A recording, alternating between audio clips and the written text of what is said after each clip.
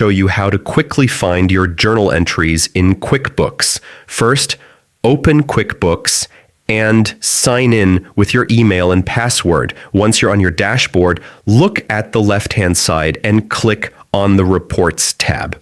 Inside Reports, go to the Standard tab, then scroll down to the section called For My Accountant.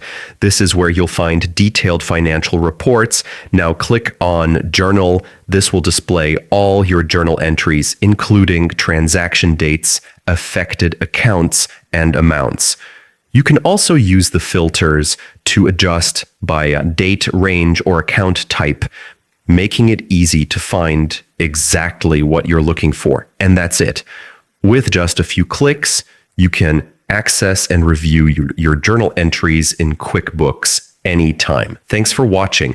Don't forget to like and subscribe for more QuickBooks tips.